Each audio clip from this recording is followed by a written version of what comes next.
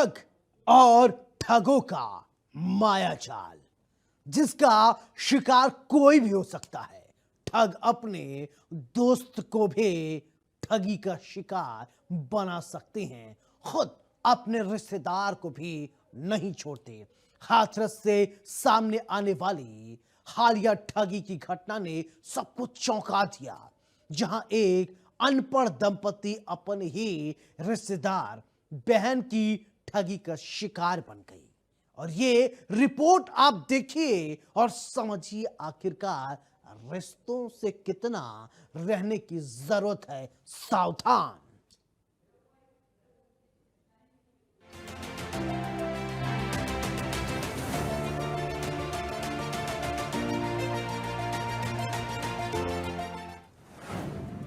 ठगों का मायाजाल, रिश्तेदारी की आड़ में ठगी, अनपढ़ दंपति को जाल में फंसाया।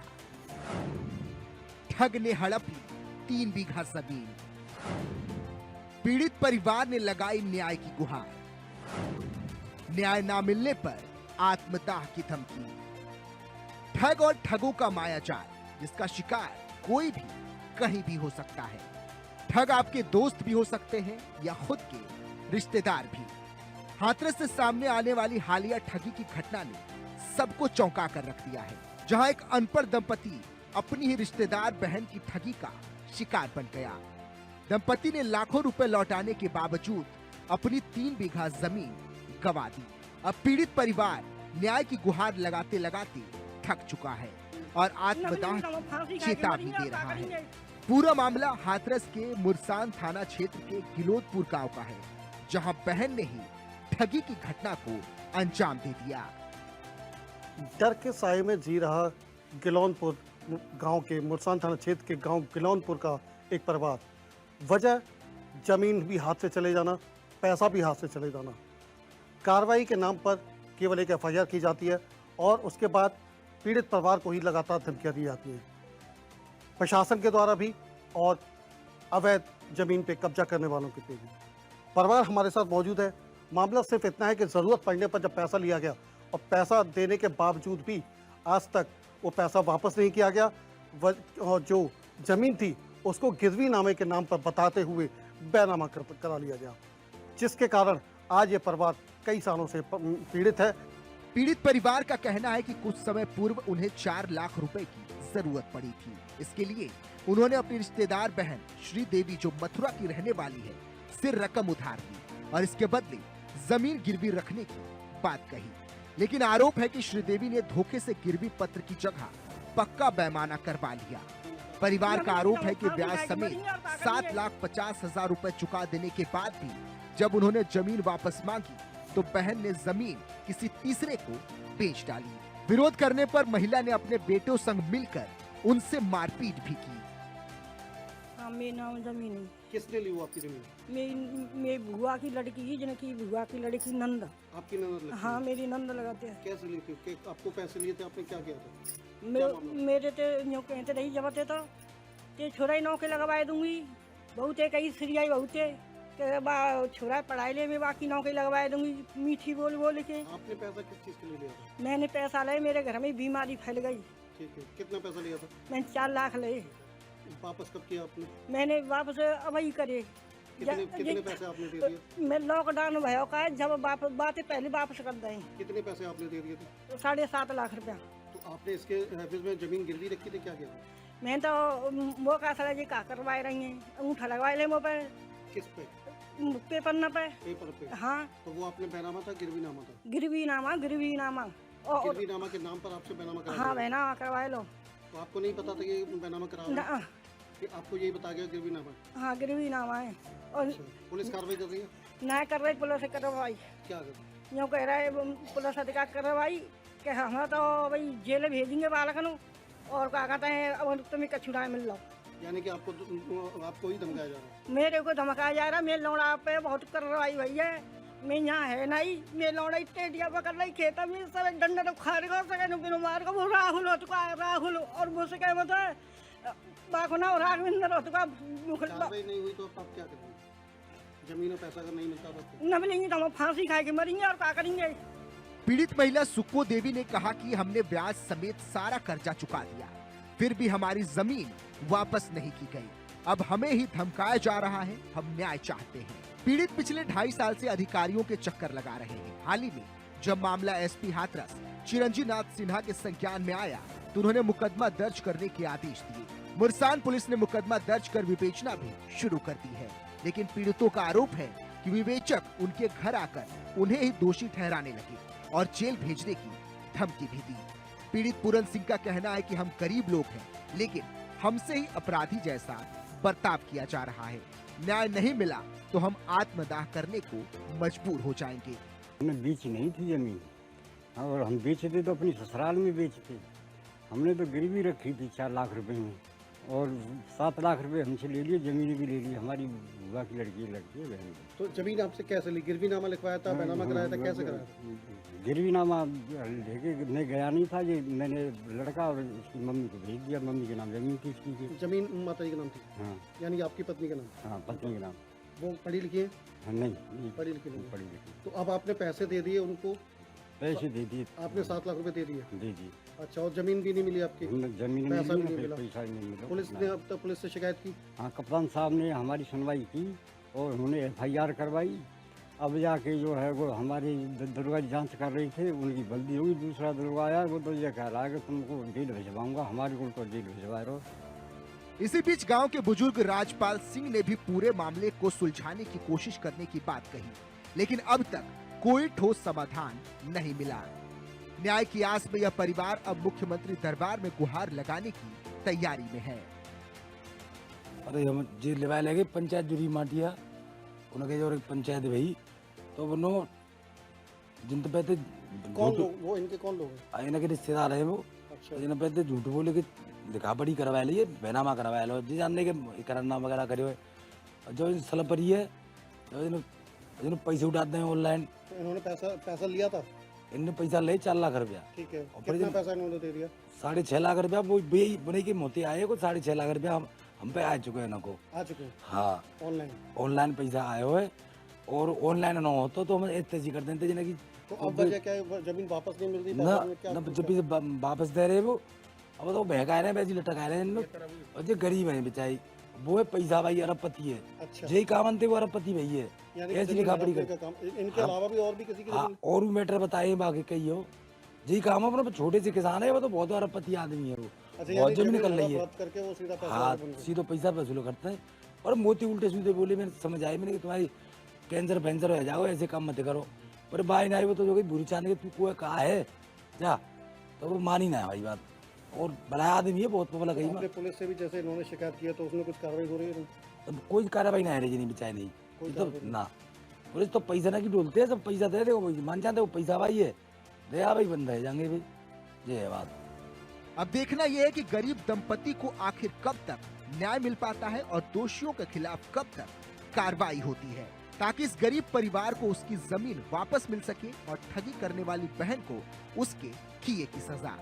तो सीधे तौर पर कहा जा सकता है कि जिस तरीके से पीड़ित परिवार परेशान है, ज़मीन भी चली गई, पैसा भी चला गया, और जो माता जी वो मजबूर हैं कि अगर दोनों में से कुछ भी मिला तो हमारे पास आत्महत्या करने के अलावा कोई दूसरा रास्ता नहीं है। लेकिन मुख्यमंत्री के जिस तरीके से भय मुक्त उत्तर प्रदेश के जो आदेश है, ऐसे में डर के साए में जी रहा परिवार है। कि ये भाई भी हमारे साथ मौजूद है जो बताते हैं कि इनकी बुआ जी हैं जिन्होंने जमीन। क्या भैया नाम है आपका और क्या मामला रहा? मेरा नाम दिनेश है, और मामला ये है कि मेरी माँ के नाम पे ज़मीन थी, हमको जरूरत थी पैसे की, तो हमने गिरवीनामा के लिए गए थे। हमने भारी बात गिरवीनामा के लिए हुई थी। यानी 4 लाख रुपए में आपने अपनी जमीन गिरवी रखी? गिरवी रखी 3 बीघा बुआ जी के पास। उन्होंने हमसे पैसे भी ले लिए और जमीन थर्ड पार्टी को बेच दी, और वो ब्याज का काम करती हैं। 15-20 बहनामा उसके घर पर ऐसे ही रखे हैं। हम जैसे लोगों के सब परेशान, सब पीड़ित हैं। जो जमीन गिरवी रखी वो उन्होंने बेच भी दी? उन्होंने बेच दी, उनसे पैसे ले लिए, हमसे पैसे ले लिए, हमारा खेत दिया, न पैसे दिए। कितने साल हो गए? 2.5-3 साल से भाग ही रही थी। हम एक दिन भी नहीं आराम किया हमने, पर अब हमें उम्मीद जागी थी। कप्तान साहब के आदेश में हमारा मुकदमा लिखा गया। अब जो जांच करे दरोगा जी, उनका तबादला हो गया, नए दरोगा जी आए, वो हमको उल्टा जेल भेजने के लिए बोल रहे हैं। यानी दरवाजे आपको खुद ही धमका रहे हैं? खुद ही धमका रहे हैं, जेल भेजने के लिए बोल रहे बुआ जी की तरफ से भी धमकी मिलती है? हैं। हाँ, बुआ जी वहाँ से तो हमको मारपीट भी कर गए वो एक बार हमसे। अच्छा। हाँ, पर लेकिन अब हम गरीब आदमी कौन सुनता है जी, हमारी बॉर्डर का गाँव हमारा। देखते हैं, यहाँ कुछ होगा तो ठीक है, नहीं होगा तो फिर वहाँ जाएंगे, योगी दरबार जाएंगे, वहाँ पर जाके फांसी खाएंगे और क्या करेंगे फिर। वो उससे आगे कोई जगह है ही नहीं फिर हमारे लिए। जिस तरीके से उत्तर प्रदेश के मुख्यमंत्री का सीधा कहना है कि उत्तर प्रदेश को पूरे भय मुक्त बनाया जाएगा और जमीनों पर कब्जे कतई नहीं किए जाएंगे, ऐसे में इनकी जमीन को एक फर्जी तरीके से, कुटरचित तरीके से हड़प भी लिया है और ये परिवार जमीन योगी दरबार में जाने को मजबूर है और साथ ही आत्महत्या करने को भी मजबूर है। हाथरस से सुनील कुमार, इंडिया न्यूज़।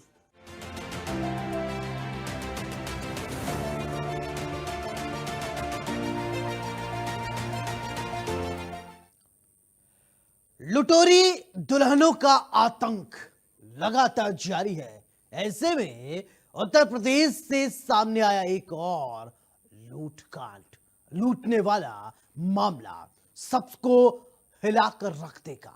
लुटेरी दुल्हन ने ऐसा खतरनाक खेल खेला कि दूल्हा और उसका परिवार सदमे में है। ये रिपोर्ट देखिए और समझिए लुटेरी दुल्हन की ये काली कहानी और रहिए ऐसी दुल्हन से सावधान।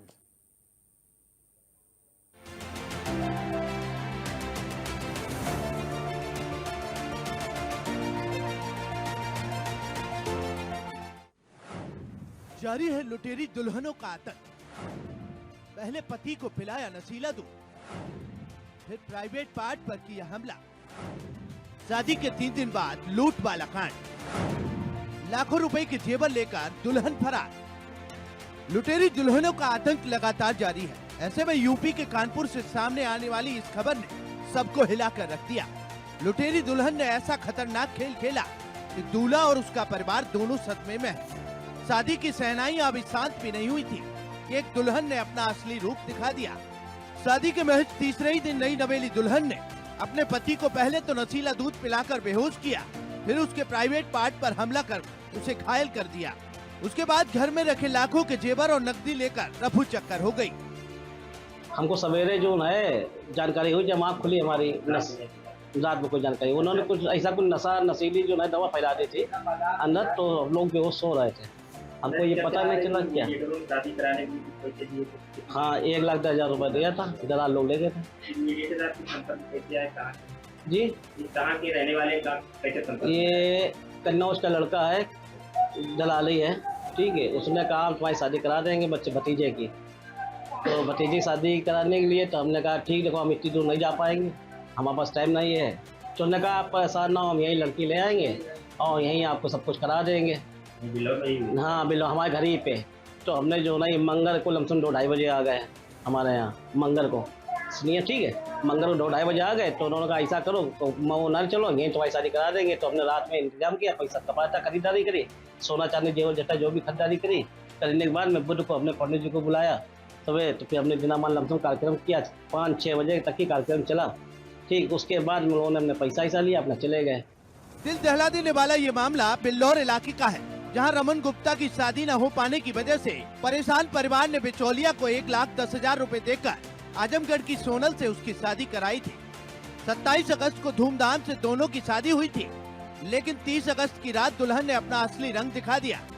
उसने दूल्हे को बेहोश करने के बाद न केवल लाखों की लूट को अंजाम दिया, बल्कि उस पर जानलेवा हमला भी कर दिया।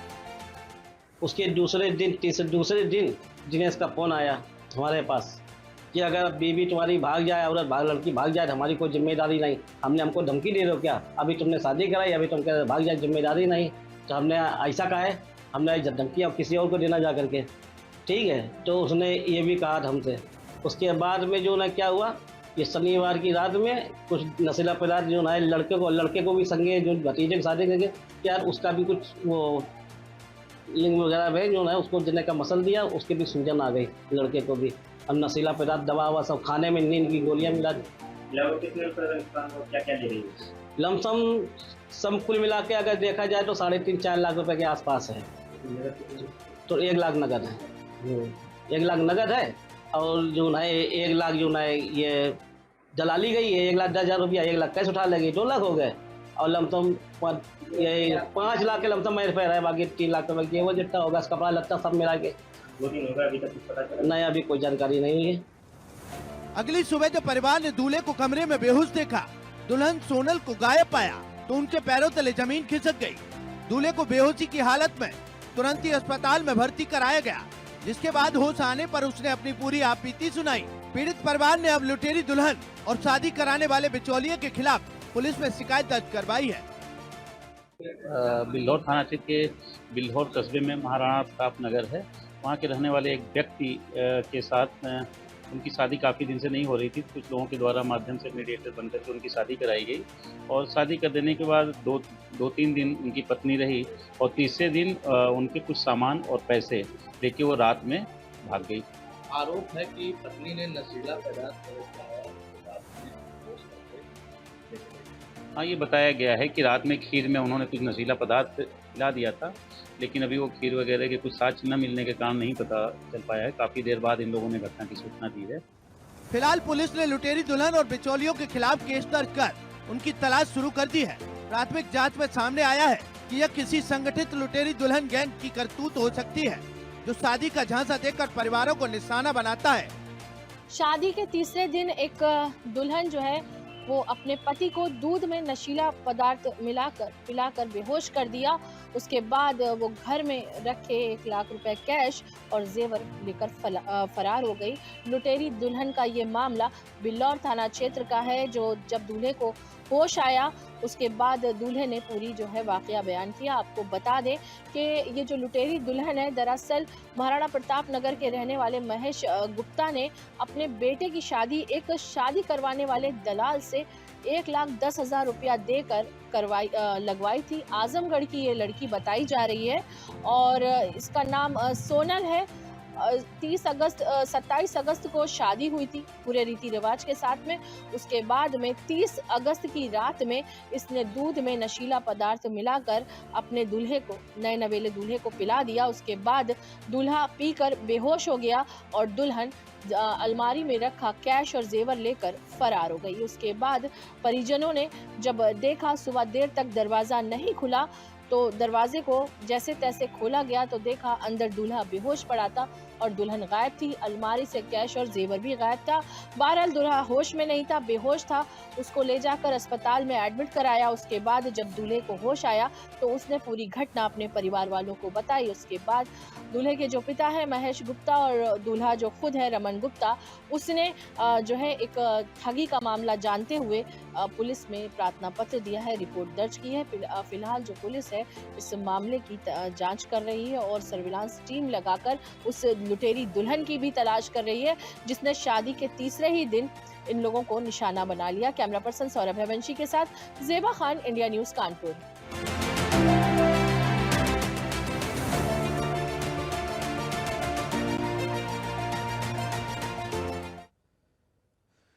पहले हिंदू लड़की की किडनैपिंग, फिर नाबालिग का धर्मांतरण, इसके बाद लव जिहाद के मंसूबे को अंजाम देते हुए निकाह। ये पूरा मामला वाराणसी का है, जहां पर आदमपुर थाना क्षेत्र के कोनिया की 12 वर्षीय किशोरी को मुस्लिम परिवार के लोगों ने साथियों के संग मिलकर अगवा किया। फिर लड़की का धर्मांतरण कराया गया। परिजनों को जब इसकी जानकारी मिली तो किशोरी के पिता बेटी को वापस लेने पहुंचे, जहां मौके पर मौजूद लोगों ने उसे घेर लिया और कहा कि तुम्हारी बेटी का धर्मांतरण हो गया है, अब इस पर तुम्हारा कोई अधिकार नहीं है। जिसके बाद पूरे परिवार में हड़कंप मच गया। ये रिपोर्ट देखिए। धर्मांतरण का कालाचार, नाबालिग हिंदू लड़की बनी शिकार। अगवा कर धर्मांतरण, फिर निकाह कराने वाला मौलवी फरार। पुलिस कर रही है जिहादियों की तलाश। पहले हिंदू लड़की की किडनैपिंग, फिर नाबालिग का धर्मांतरण, इसके बाद लव जिहाद के मंसूबे को अंजाम देते हुए निकाह। ये पूरा मामला वाराणसी का है, जहां आदमपुर थाना क्षेत्र के कोनिया की 12 वर्षीय किशोरी को मुस्लिम परिवार के लोगों ने साथियों संग मिलकर अगवा किया, फिर लड़की का धर्मांतरण करवाया। परिजनों को जब इसकी जानकारी हुई तो किशोरी के पिता बेटी को वापस लेने पहुंचे, जहां मौके पर मौजूद लोगों ने उसे घेर लिया और कहा कि तुम्हारी बेटी का धर्मांतरण हो गया है, अब इस पर तुम्हारा कोई अधिकार नहीं है। जिसके बाद पूरे परिवार में हड़कंप मच गया। चलिए अपना नाम बताइए। क्या नाम है आपका? नंदू, नाम क्या है? नंदू मौर्य। कहाँ रहते हैं? कोनिया रहते हैं। अच्छा, आपके लड़की के साथ क्या हुआ? क्या चीज? लड़की के साथ क्या हुआ है? लड़की जो तो ले गया बहका के। कौन ले गया? वो लड़का मुसलमान। अच्छा, हाँ। क्या नाम है उसका?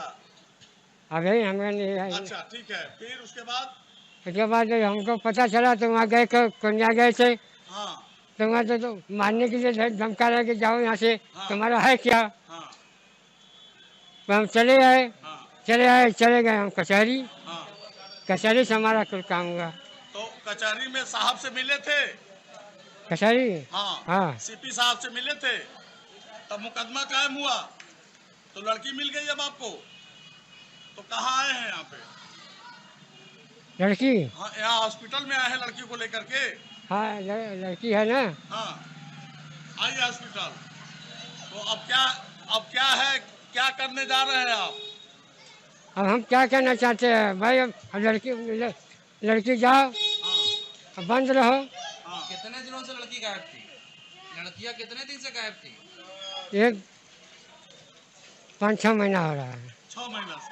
3 महीना है। इसके बाद पिता ने आदमपुर थाने में सूचना दी। सूचना के बाद सीपी के आदेश पर आदमपुर पुलिस ने 3 नामजद समेत 4 पर मुकदमा दर्ज कर लड़के और उसकी मां को गिरफ्तार कर लिया।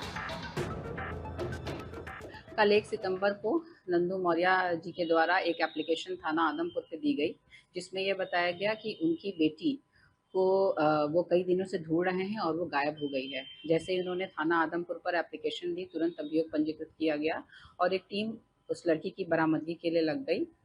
कल शाम को ही उस लड़की को बरामद किया गया है और ये पता चला कि वो लड़की एक निहाल नाम के लड़के के साथ थी और निहाल के परिवार वालों ने उन दोनों का निकाह करा दिया और ज़बरदस्ती धर्म परिवर्तन कराने का प्रयास किया गया है।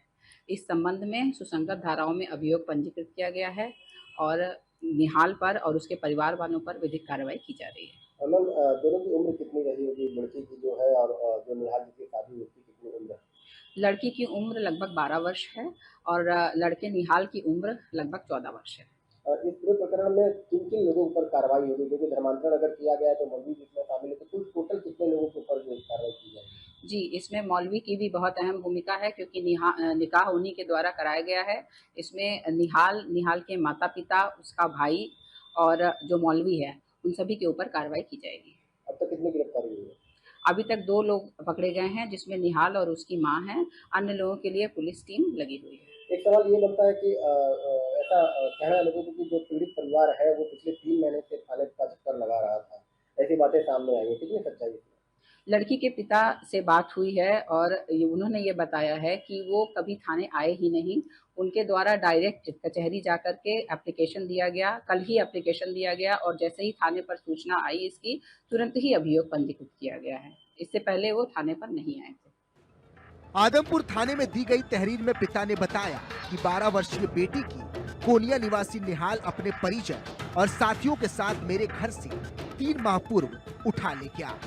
जब मैं अपनी पुत्री को लेने पहुंचा तो निहाल, उसके पिता शरीफ, भाई लालू और घर में मौजूद परिवार के कई लोग यह कहकर हमलावर हो उठे कि तुम्हारी बेटी अब हमारे मजहब की हो गई है।